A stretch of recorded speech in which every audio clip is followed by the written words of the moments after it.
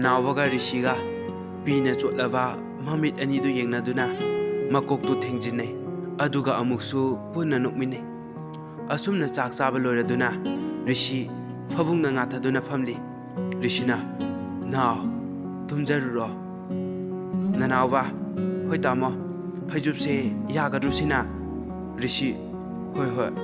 Yaranishe Tamo Kashum Dodre Nanawa Rishi ki Manakta Changlakuna Rishi ki Laivakta Makutu Thami Rishi Nanawa ki Maungduda Mabukninda Kana Harauzari Nanawa Tamo Nasasidi Yam Inge Natumta Tumba Yagadra Rishina Yanida Tamo Kashum Doroye Salo Nangi Kada Potazero Nanawa Toge Asi Hiraga Makundu Tanning the boy Wakaldu Manglaga Tapna Toki Getawi Rishina Nanawa Satlam Liva Makundu Kanglep Lepi Mamai do like Toga Nanawana Kahage Rishi Nanawa the Nushina Yinglaga Love you Nanawa Chinsila E Aduga Rishida Chitna Consili Aduga Hire E Tamo Aishu Nang Bay Amna Nushi Rishishu Nanawa the Tapna Kola Duna Kakonose Tamo Lady Shidi Aina Tamu Yamna Wale Aisha am the Fati Kotamo No Kakono Avene Bido Taitose Nupadi Kappa Paksade Nanawa Rishigi Mata the Saxili Rishishu Nanawa Matanunda Jena Consili No Nang Aibu Amukhana Wahan Biranuka Asi Haraga Rishidu Nanawagi Lavakta Nushina Stupidi Nanawasu Mamai Donontaduna Rishigi Matanunda Mamito Chitno Ishilaga Adumukle Asumna Rishi Taba Hagalakpada Nanawabu College da Tambirami Rishina Horena Japford Tinbalak Doine Maushina Nuko Nanawa Hoi Asumna Rishi Nanawabu Udavada Laivangam Naktre Nanawagi Nakta Lady Kai Mungai Bahabadu Oi Lambi the Mina Kitanging Lakpadasu Masadu Tofong Kangde Tasing Rishi Nanawabung Hakta Tato Bahabadu Mahak Namdre Rishi ki Shuti Labana Mini Rishi Nanawabu Puduna Koibala Nanawa Rishida Konduna no Lagagaridu Asum Tonglakli Lambida Layamba Mipung Kode Magna Anidu de Yingne Tasing Supaze Amana Amadagi Fazabasu Hinade Rishi Shu Masadu Bubu Laraga Masa Paraga Ngoruk Ngawi Wang Zawa Sabani Nanawasu Masa Mayai Wait up Nasawi Kusudi Yam Nangobanate Mamai do Haifet Goidana Raga Adum Wang Zawa Savan He Ying Bada Yamna Nushiba Popa Satam Lambi de Shumlakpada Rishina No Ada Mikara Punare Asida Leramo Rishi Poliski Hongnavi Garidu Kamladuna Funari Valonda Chenjinkre Nanavasu Funari Valonda Chensila Atoy Makok to Kairaga Laimaida Pamtaduna Ledami Ahenba Wakok Ama Pairaga Yam Sauna Wakok to Langtaraga Hede Anganga Sina Lubro Aine Lubro Nakok to Kakta Tugaibida Yamna Parabane Nangna Ingondagi Loktoki Bashildugi Mahutni Nakok to Tugabidido Kangabra Ashi Haraga Amu Angang do the Sanglutuna Kupanga Tagitawi Nanavana Ahen Biki Kudang do the Tap Launa Pai Ahenba Sauna Nanawa the Yang Lagahide Lawai Macha Nang Suma Famsida Asi Haraga Makut Namaduna Amu Nanawa the Tagitawi Aduga Amu Makut Amadu Amu Tap Launa Pagi Rishina Ay Amayari May Angang Shigi Matuna Masokpa Yaroi Aduga Amu Ahen Begi Mangak Samdu Mietlaga Angang Shigi Ayaricha Udabra Nanawa Rishigi Makutu Chingtokna Bohone Adubu Upailetre Nanawa Rishida ꯇꯨꯡꯗꯒꯤ ꯀꯣꯜꯂꯒ ꯍꯥꯏꯔꯛꯏ, ꯇꯥꯃꯣ, ꯑꯩꯕꯨ ꯅꯨꯡꯁꯤꯔꯗꯤ ꯃꯥꯕꯨ ꯀꯟꯕꯤꯌꯣ꯫ ꯔꯤꯁꯤ ꯃꯈꯨꯠꯇꯨ ꯐꯠ ꯊꯥꯗꯣꯛꯏ꯫ ꯑꯍꯦꯟꯕ ꯅꯅꯥꯎꯕꯒꯤ ꯅꯥꯛꯇ ꯆꯪꯂꯛꯑꯒ ꯀꯞꯄꯛꯏ꯫ ꯑꯍꯦꯟꯕ, ꯅꯅꯥꯎꯕ, ꯗꯗꯥ ꯅꯪꯉꯣꯟꯗ ꯂꯥꯟꯈ꯭ꯔꯦ꯫ ꯅꯣꯏꯗꯤ ꯀꯩꯁꯨꯝ ꯈꯪꯗ꯭ꯔꯤꯕ ꯑꯉꯥꯡ ꯉꯥꯛꯇꯅꯤ꯫ ꯑꯩ ꯌꯥꯝꯅ ꯄꯦꯟꯗꯦ꯫ ꯃꯥꯅ ꯑꯩꯕꯨ ꯁꯥꯟꯅꯅꯤꯡꯕ ꯃꯇꯝꯗ ꯁꯥꯟꯅꯕ, ꯍꯨꯟꯗꯣꯛꯅꯤꯡꯕ ꯃꯇꯝꯗ ꯍꯨꯟꯗꯣꯛꯄ꯫ ꯅꯅꯥꯎꯕ, ꯗꯗꯥꯕꯨ ꯉꯥꯛꯄꯤꯌꯨꯀꯣ꯫ ꯗꯥ ꯔꯤꯁꯤ, ꯑꯩ ꯌꯥꯝꯅ ꯂꯥꯟꯈ꯭ꯔꯦ꯫ ꯑꯩꯕꯨ ꯑꯝꯇꯗꯤ ꯉꯥꯛꯄꯤꯌꯨꯀꯣ꯫ ꯑꯁꯤ ꯍꯥꯏꯔꯝꯃꯒ ꯑꯍꯦꯟꯕ ꯁꯥꯎꯅ ꯑꯊꯣꯏꯒꯤ ꯅꯥꯛꯇ ꯆꯪꯁꯤꯜꯂꯛꯇꯨꯅ ꯑꯊꯣꯏꯒꯤ ꯃꯃꯥꯏꯗ ꯈꯨꯄꯥꯛꯅ ꯑꯣꯟꯗꯨꯅ ꯊꯥꯖꯤꯜꯂꯤ꯫ ꯑꯗꯨꯒ, ꯁꯥ ꯅꯪꯗꯤ ꯃꯤ ꯃꯔꯛꯇ ꯂꯩꯕ ꯄꯛꯆꯗꯤꯌꯦ꯫ ꯖꯪꯒꯜꯗ ꯅꯇꯣꯝꯇ ꯍꯤꯡꯂꯨ ꯆꯨꯑꯣ꯫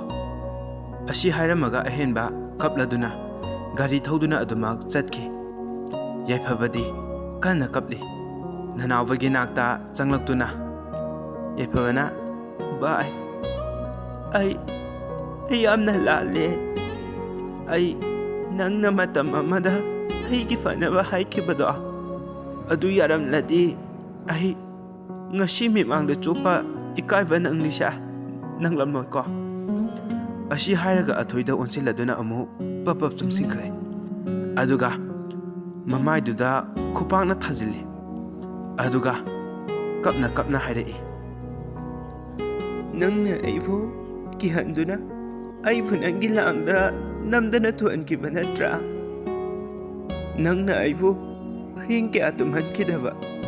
ꯑꯩꯕꯨ ꯑꯁꯨꯛ ꯏꯀꯥꯏꯕ ꯅꯪꯍꯜꯂꯁꯤ ꯐꯥꯎꯕ ꯅꯪ ꯄꯦꯟꯗ꯭ꯔꯤꯕꯔꯣ? ꯑꯁꯤ ꯍꯥꯏꯔꯒ ꯑꯊꯣꯏꯒꯤ ꯃꯃꯥꯏꯗꯨ ꯈꯨꯄꯥꯛꯅ ꯊꯥꯖꯤꯜꯂꯤ꯫ ꯑꯗꯨꯒ ꯃꯇꯤꯟ ꯁꯤꯠꯆꯤꯜꯂꯗꯨꯅ ꯌꯥꯏꯐꯕꯁꯨ ꯀꯞꯂꯗꯨꯅ ꯆꯠꯈꯤ꯫ ꯑꯊꯣꯏ ꯉꯁꯤꯗꯤ ꯃꯔꯥꯜ ꯃꯌꯥꯝꯗꯨꯅ ꯃꯃꯥꯏꯗꯨ ꯍꯥꯏꯒꯠꯄ ꯉꯝꯗ꯭ꯔꯦ꯫ ꯑꯗꯨꯒ ꯑꯃꯨꯛ, ꯅꯥꯎ, ꯗꯥ ꯌꯥꯝꯅ ꯂꯥꯟꯈ꯭ꯔꯦ꯫ ꯗꯗꯥꯒꯤ ꯅꯥꯛꯇ ꯂꯥꯛꯑꯣ꯫ ꯗꯗꯥꯅ ꯅꯪꯕꯨ ꯑꯃꯨꯛ ꯋꯥꯍꯜꯂꯔꯣꯏꯌꯦ꯫ ꯅꯅꯥꯎꯕ ꯃꯃꯥꯏꯗꯨ ꯂꯨꯞꯊꯗꯨꯅ ꯇꯞꯅ ꯇꯞꯅ ꯑꯊꯣꯏꯒꯤ ꯅꯥꯛꯇ ꯆꯪꯁꯤꯟꯈꯤ꯫ ꯅꯅꯥꯎꯕꯅ ꯑꯊꯣꯏꯒꯤ ꯅꯥꯛꯇ ꯆꯪꯁꯤꯟꯈꯤꯕꯗꯨꯗ ꯊꯧꯅꯥ ꯄꯨꯝꯕ ꯍꯟꯈ꯭ꯔꯦ꯫ ꯔꯤꯁꯤ ꯃꯃꯥꯏꯗꯨ ꯂꯩꯊꯣꯛꯑꯒ ꯇꯧꯐꯝ ꯈꯪꯗ꯭ꯔꯗꯨꯅ ꯃꯃꯤꯠꯇꯨ ꯁꯨꯄꯤꯅ ꯊꯨꯝꯍꯠꯈꯤꯕꯅ ꯃꯌꯦꯛ ꯁꯦꯡꯅ ꯎꯔꯛꯇ꯭ꯔꯦ꯫ ꯔꯤꯁꯤ ꯅꯅꯥꯎꯕꯅ ꯂꯩꯕ ꯃꯥꯏꯀꯩ ꯑꯗꯣꯝꯗꯒꯤ ꯃꯃꯥꯏꯗꯨ ꯂꯩꯊꯣꯛꯇꯨꯅ ꯃꯈꯣꯡ ꯊꯥꯡꯗꯨꯅ ꯆꯠꯂꯛꯏ꯫ ꯔꯤꯁꯤ ꯃꯕꯨꯛꯅꯤꯡꯗ, ꯌꯦꯠꯂꯔꯣꯏ, ꯑꯃꯨꯛ ꯍꯟꯅ ꯌꯦꯠꯂꯔꯣꯏꯌꯦ꯫ ꯅꯪ ꯌꯥꯎꯗ꯭ꯔꯕ ꯄꯨꯟꯁꯤꯗꯤ ꯍꯤꯡꯕꯒꯤ ꯀꯥꯟꯅꯕꯁꯨ ꯂꯩꯇ꯭ꯔꯦ꯫ ꯑꯩ ꯅꯪꯉꯣꯟꯗ ꯌꯥꯝꯅ ꯌꯦꯠꯈ꯭ꯔꯕ ꯃꯥꯜꯂꯦ꯫ ꯅꯪꯗꯤ ꯅꯨꯡꯉꯥꯏꯅ ꯂꯩꯌꯨꯀꯣ꯫ ꯑꯩꯅ ꯊꯥꯡꯂꯤꯕ ꯈꯣꯡꯊꯥꯡꯁꯤꯅ ꯅꯪ ꯑꯩꯒꯤ ꯑꯔꯣꯏꯕ ꯃꯤꯀꯨꯞ ꯑꯣꯏꯔꯁꯦ꯫ ꯅꯪ ꯅꯨꯡꯉꯥꯏꯅ ꯂꯩꯕ ꯑꯣꯏꯌꯨꯀꯣ ꯅꯅꯥꯎ꯫ ꯃꯤꯀꯨꯞ ꯑꯁꯤꯅ ꯑꯔꯣꯏꯕ ꯑꯣꯏꯈ꯭ꯔꯁꯨ ꯑꯩꯒꯤ ꯊꯋꯥꯏꯅꯗꯤ ꯅꯪꯕꯨ ꯃꯤꯀꯨꯞ ꯑꯃꯠꯇ ꯊꯥꯗꯣꯛꯂꯣꯏꯌꯦ ꯅꯥꯎ꯫ ꯔꯤꯁꯤ ꯃꯈꯣꯡꯗꯨ ꯇꯞꯅ ꯊꯥꯡꯅꯤꯡꯗ ꯊꯥꯡꯂꯛꯏ꯫ ꯇꯥꯔꯛꯏꯕ ꯄꯤꯗꯨꯁꯨ ꯃꯅꯤꯡ ꯇꯝꯅ ꯆꯦꯟꯊꯔꯛꯏ꯫ ꯈꯣꯡꯊꯥꯡ ꯇꯞꯅ ꯇꯞꯅ ꯊꯥꯡꯂꯗꯨꯅ ꯅꯅꯥꯎꯕ ꯑꯊꯣꯏꯒꯤ ꯅꯥꯛꯇ ꯆꯪꯂꯛꯏ꯫ ꯏ ꯇꯩꯔꯕ ꯃꯃꯥꯏꯗꯨ ꯊꯥꯡꯒꯠꯇꯨꯅ ꯑꯊꯣꯏ ꯅꯣꯛꯐꯦꯠ ꯇꯧꯗꯨꯅ ꯆꯪꯁꯤꯜꯂꯛꯂꯤꯕ ꯅꯅꯥꯎꯕꯗ ꯌꯦꯡꯂꯒ ꯑꯊꯣꯏꯒꯤ ꯃꯈꯨꯠꯇꯨ ꯊꯥꯡꯒꯠꯂꯛꯏ꯫ ꯅꯅꯥꯎꯕ ꯑꯊꯣꯏꯒꯤ ꯃꯈꯨꯠꯇꯨ ꯄꯥꯏꯔꯛꯏ꯫ ꯑꯗꯨꯒ ꯑꯊꯣꯏꯒꯤ ꯃꯀꯣꯛꯇ ꯇꯩꯔꯤꯕ ꯏꯗꯨ ꯅꯅꯥꯎꯕꯒꯤ ꯂꯤꯠꯂꯤꯕ ꯐꯨꯔꯤꯠꯇꯨꯅ ꯂꯧꯊꯣꯛꯑꯒ ꯀꯤꯁꯤꯟꯕꯤ꯫ ꯑꯊꯣꯏꯒꯤ ꯃꯈꯨꯠ ꯄꯥꯏꯔꯛꯄꯗꯨꯗ ꯑꯊꯣꯏꯒꯤ ꯄꯤꯅ ꯊꯨꯝꯍꯠꯂꯕ ꯃꯥꯏꯊꯣꯡꯗꯨ ꯇꯞꯅ ꯅꯣꯛꯐꯦꯠ ꯇꯧꯔꯗꯨꯅ ꯍꯥꯏꯔꯛꯏ, ꯅꯥꯎ, ꯑꯩ ꯌꯥꯝꯅ ꯂꯥꯟꯈ꯭ꯔꯦ꯫ ꯉꯁꯤꯗꯒꯤ ꯅꯪꯕꯨ ꯑꯃꯨꯛ ꯍꯟꯅ ꯋꯥꯍꯜꯂꯔꯣꯏꯌꯦ꯫ ꯑꯩꯒꯤ ꯄꯨꯟꯁꯤꯗ ꯅꯨꯡꯁꯤꯕ ꯍꯥꯏꯕ ꯄꯣꯠꯁꯛꯁꯦ ꯑꯩꯅ ꯈꯪꯂꯨꯗ꯭ꯔꯦ꯫ ꯑꯩ ꯌꯥꯝꯅ ꯂꯥꯟꯈ꯭ꯔꯦ ꯅꯥꯎ꯫ ꯑꯁꯤ ꯍꯥꯏꯔꯒ ꯃꯈꯣꯜ ꯊꯣꯛꯅ ꯀꯞꯂꯗꯨꯅ ꯅꯅꯥꯎꯕꯗ ꯀꯣꯟꯒꯦ ꯇꯧꯏ꯫ ꯑꯊꯣꯏꯅ ꯀꯣꯟꯒꯦ ꯇꯧꯔꯛꯄꯗꯨꯗ ꯅꯅꯥꯎꯕ ꯃꯈꯨꯠꯇꯨꯅ ꯑꯊꯣꯏꯕꯨ ꯉꯥꯛꯂꯤ꯫ ꯗꯥ ꯊꯣꯏ, ꯑꯩꯉꯣꯟꯗ ꯑꯃꯨꯛ ꯊꯦꯡꯂꯛꯑꯅꯨ꯫ ꯃꯇꯝꯗꯣ ꯍꯧꯈ꯭ꯔꯦ꯫ ꯑꯊꯣꯏꯅ, ꯑꯩ ꯅꯪꯕꯨ ꯉꯁꯤꯁꯨ ꯀꯥꯎꯕ ꯂꯩꯇꯤꯌꯦ꯫ ꯂꯥꯛꯑꯣ ꯗꯗꯥꯒꯤ ꯅꯥꯛꯇ꯫ ꯅꯅꯥꯎꯕ ꯃꯄꯤ ꯏꯔꯥ ꯆꯦꯜꯂꯗꯨꯅ ꯃꯈꯨꯠꯇꯨꯅ ꯌꯥꯔꯦ ꯇꯥꯅꯤꯡꯗ꯭ꯔꯦ ꯍꯥꯏꯕꯒꯤ ꯃꯇꯥꯒꯨꯝ ꯊꯥꯡꯒꯠꯂꯛꯏ꯫ ngasi da thoina aingonda utliba matause haukiba matam kharaduda utpiramagadi aina kayada haraujagdaba adubu da thoi ngasidi nangi nanakta changbasu ngamdre nangna waraga aina kamaina yengu haibano da thoi mamaidu onsilaktuna athoigi mapidu taithokbi aduga ngasidagi aigi wakal thadu oda thoi aibunu shiradi aigi lambidagi lamna leikro athoi kapna kapna khangba ngamdraduna khonjeldu khara wangna hairei adudi nang ainu shide natra nanawa su kapna kapna hairei nushide ai nangbu soknong nong sidie propap sangsilaktuna athoi nanawagi makutu makokta thamlaga hairei adudi nang ainu shide haidana wasao nanawa makut ani do sangduna athoibu inthoi nushide ai nangbu soknong nushide ai nang asi uliba sidi miyoiba amagi upam thokpa minungsi adu khakdare nanawa athoigi nakta amu sangsilai aduga thamoida ahan bata kiba mamibu mutpa naibrane da thoigi nushibadi thawai ga hakchanga khaina trifawa mutpa khak nairuye adubu aigi thamoidi masa ani longde da thoina matam amada aina kapkiba aina wakibadi nangdi noktuna laikiba natra aigi nushibadi ani shuna thamgadaba natiya da thoi aidi nangi adungomba sagi thamoido ai khakpa andi da thoi athoina no nang thamoi yamna kalmale wadu hairaga amu athoi nanawado konduna kana kapli kola iba masado nanawa intho aduna mamaiduda amu kinna thinjeli nangna thengbada pungyata yaba mido manbra isha asi hairaga makutu singlaga amu hairei aina ngasi thamoi kanba misak ama orisha kanano ehmano haibadu nakoktu khantau aduga aigi lambida amu hana yetke khalaklaba nang aibu fate haigano asi haramaga nanawa rishina chatkiba maikai du tamna chelai aduga rishigi matungdagi rishigi mukhangda nanawbana konsilai mataududa athoi nufe tauraduna yengi mitki pisu maning tamna chenthari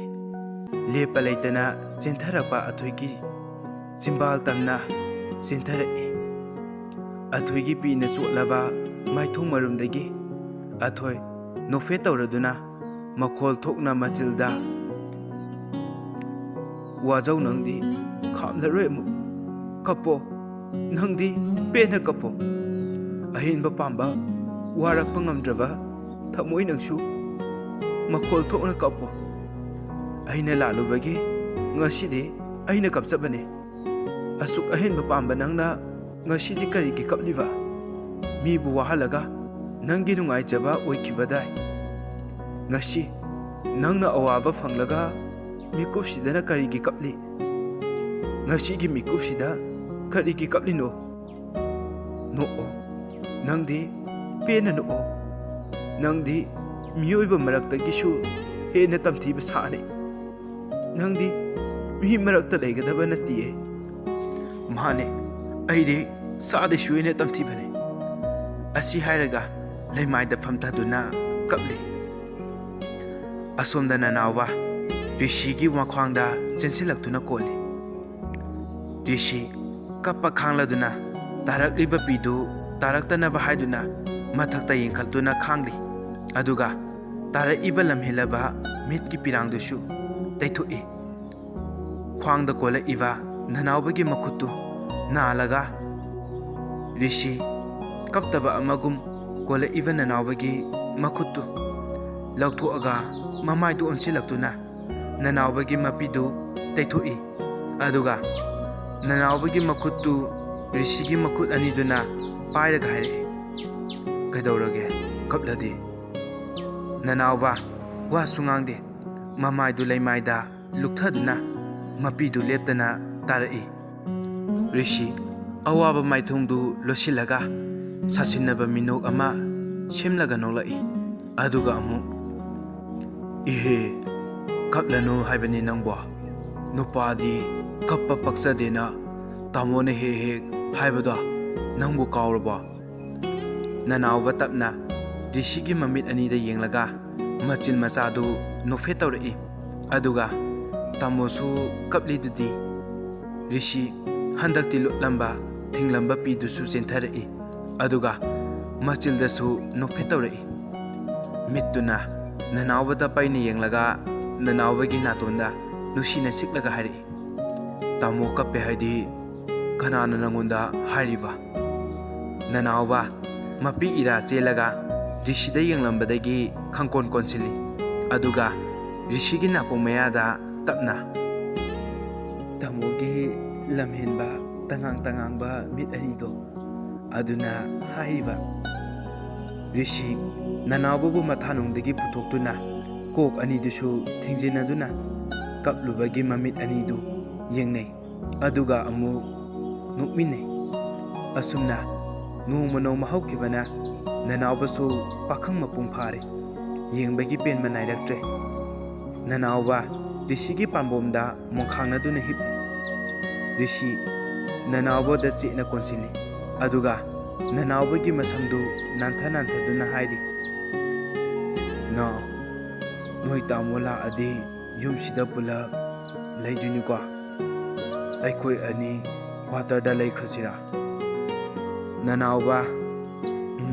"ꯇꯥꯃꯣ ꯃꯇꯣꯝꯇ ꯂꯩꯕꯗꯤ ꯌꯥꯔꯣꯏꯌꯦ. ꯂꯨꯍꯣꯡꯊꯣꯛꯄꯤꯔꯁꯦ. ꯑꯗꯨꯒ ꯏꯕꯥꯅꯤꯁꯨ ꯂꯩꯔꯁꯤ."